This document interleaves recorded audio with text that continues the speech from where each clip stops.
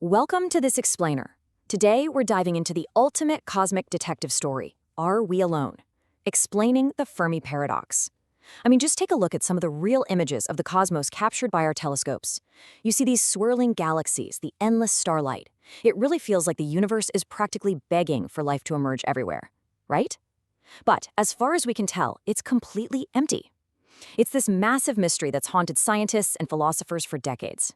And let me tell you, the possible solutions, they range from absolutely fascinating to downright terrifying. So, where does this mystery actually begin? Well, it takes us all the way back to the summer of 1950. Picture this. The brilliant physicist Enrico Fermi is just having a casual lunch with his colleagues at Los Alamos. They're chatting, and the conversation kind of drifts toward all those UFO and flying saucer reports that were in the news. Fermi, who is an absolute genius at doing complex math in his head, just runs the numbers. He thinks about the sheer age of our galaxy, the time it would theoretically take a civilization to spread out, and he just stops and asks, where is everybody? That single casual question basically birthed what we now call the Fermi Paradox. Okay, let's dive into this, because this staggeringly huge number is the literal heart of the paradox. We're talking about an estimated 100 to 400 billion stars in the Milky Way galaxy alone. And keep in mind, our universe is roughly 13.8 billion years old. Even if an alien civilization was only traveling at, say, a tenth of the speed of light, they could have colonized the entire galaxy in just a tiny fraction of that cosmic time. The math tells us they should literally be everywhere. But the evidence? It says they're nowhere. The silence isn't just a puzzle. It is mathematically screaming at us that something doesn't add up. All right, that brings us to Section 1, the Great Filter, an evolutionary wall. Our search for answers brings us to the first suspect in our cosmic detective story. And honestly, this is where things get a bit heavy. To explain why the galaxy looks so empty, we have to consider that maybe something is actively preventing civilizations from making it. Back in 1998, an economist named Robin Hanson proposed this idea, and it's become a massive part of the debate. It's called the Great Filter. The concept is deceptively simple but incredibly grim. The idea is that somewhere along the timeline, between a lifeless rock and a sprawling galactic empire, there's a bottleneck. It's some evolutionary step that is just so astronomically improbable, or some barrier that is so absolutely lethal that almost nothing survives it. It just filters out virtually every species that tries to pass. So the crucial point is, where exactly is this filter on our timeline? Think about it. If the filter is behind us, like maybe it was the very spark of life or the jump to complex cells, then we are incredibly, unbelievably lucky. It means we're a rare anomaly that survived the hardest part. But if that filter is ahead of us, well, that means civilizations probably reach our exact level of technology all the time, and then they destroy themselves. It means an inevitable existential disaster, whether that's nuclear war, environmental collapse, or some rogue technology, is just waiting out there to wipe us out. Let's move on to Section 2, the observers, the zoo hypothesis. If you want to step back from the edge of total extinction, let's explore a slightly less fatalistic, but honestly, much eerier possibility. What if aliens are out there, but they're just hiding from us on purpose? This is the zoo hypothesis proposed by astronomer John A. Ball in 1973. It suggests that highly advanced extraterrestrials know exactly where Earth is, but they're treating us like a massive, uncontaminated wildlife preserve. They actually value our independent, natural evolution, so they just watch without interfering. And honestly, it makes sense if you think about human behavior. We set up national parks, right?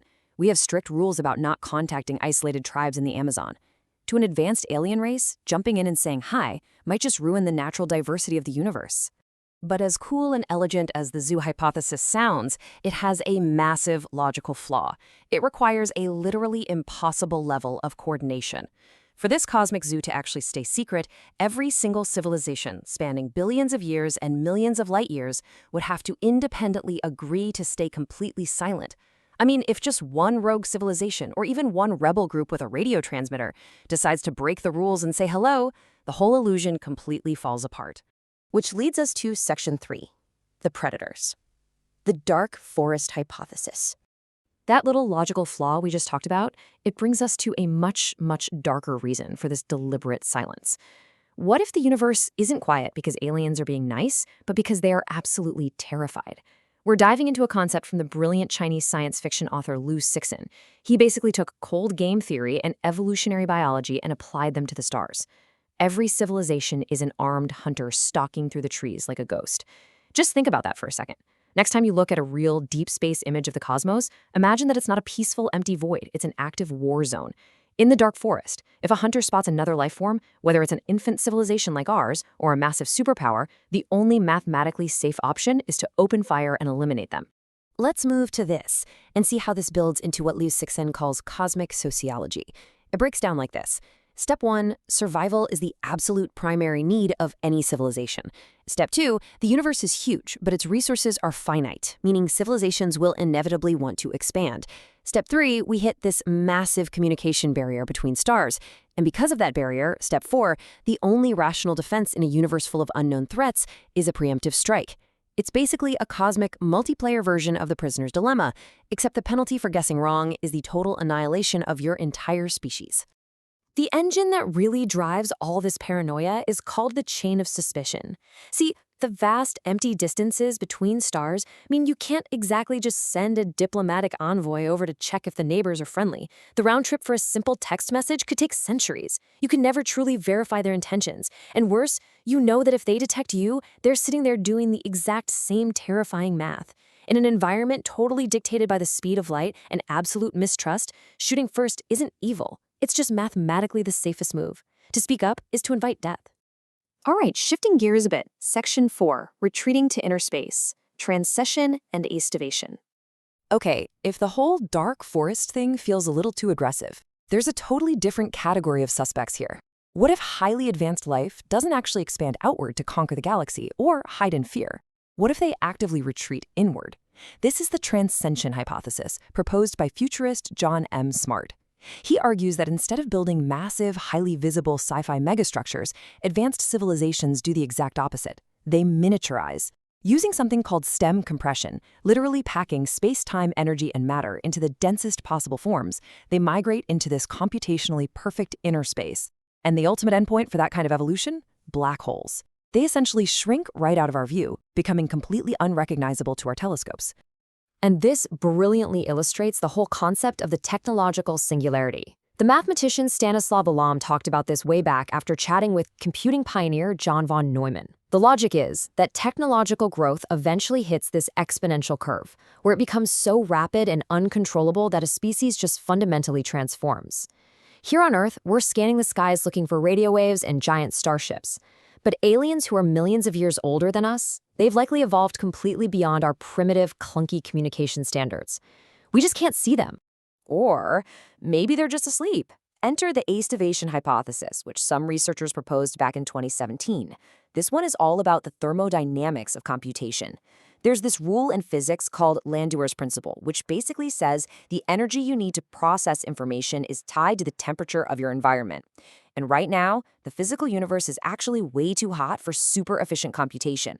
So highly advanced, likely machine-based civilizations might have just decided to aestivate, which is a fancy word for hibernating, and they're just patiently sleeping, waiting for the cosmos to expand and cool down. Now, what's really interesting about this slide is how it perfectly frames our entire cosmic detective story. We've basically interrogated 4 major suspects for the Great Silence. First, the Great Filter, which suggests an evolutionary wall of total extinction. Then, the zoo hypothesis, which implies we're in a coordinated cosmic quarantine. We've got the dark forest, presenting this terrifying reality of cosmic predators lurking in the shadows. And finally, transcension, which suggests we're simply looking at the completely wrong scale. We're looking too big when they've gone microscopic. All of this leaves us with a pretty profound and, frankly, kind of unsettling reality.